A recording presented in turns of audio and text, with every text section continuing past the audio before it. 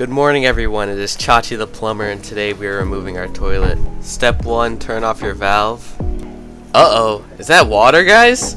That is not a good sign. Guys, what do we do?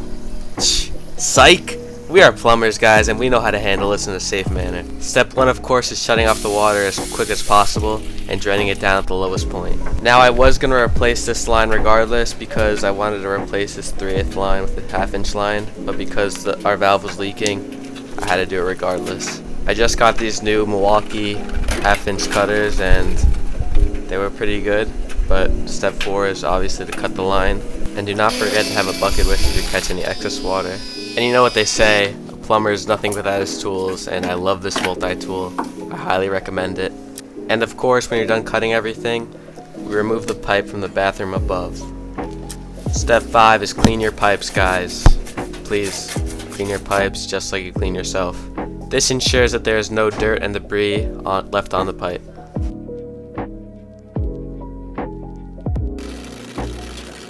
So here is the hole we will be feeding our new line into. And since the water line is not aligned with the hole, I measured horizontally from the coupling and marked it on the beam.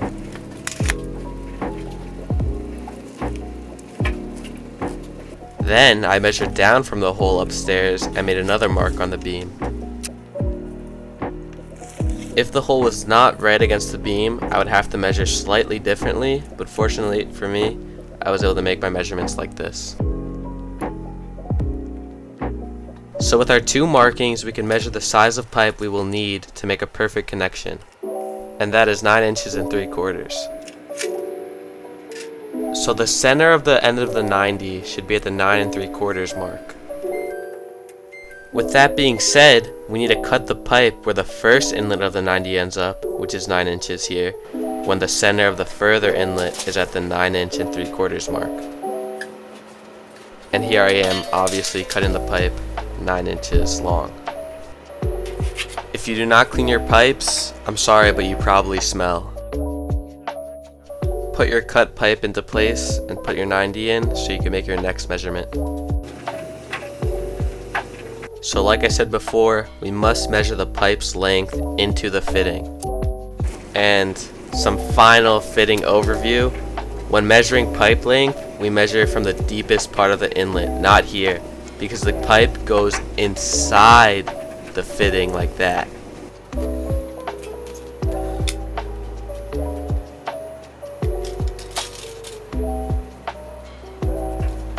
When cutting pipe like this, I recommend using a regular pipe cutter, not one of these auto cutters.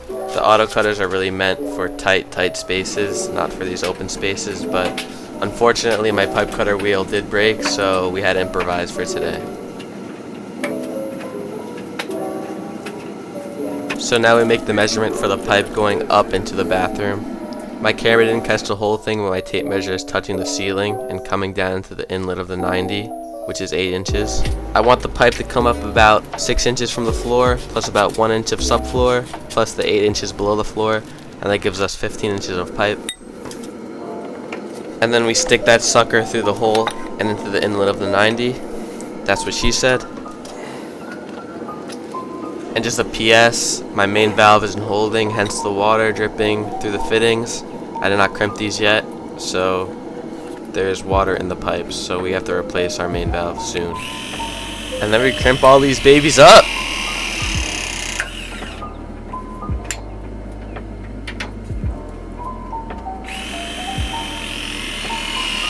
Man, I love ProPress.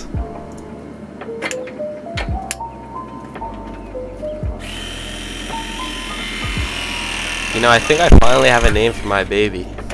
Curtsy. Nah, I'm just playing, but if y'all have any recommendations, please let me know before I name this thing Curtsy. I mean, just think about it. If I were to be soldering these fittings, I would never be able to get it done. There is water in these lines. It would be impossible to solder these fittings. Obviously, there's the good old put some bread in the lines trick, but come on. We gotta stay classy, guys.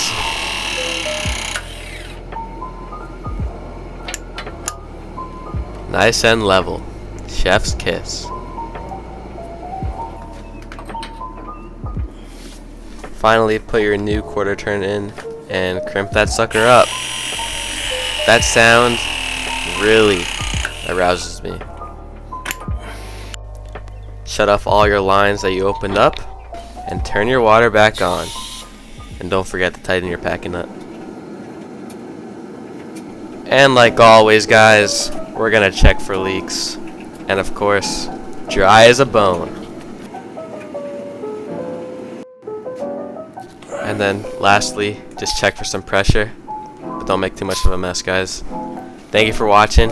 Please like and subscribe for more content.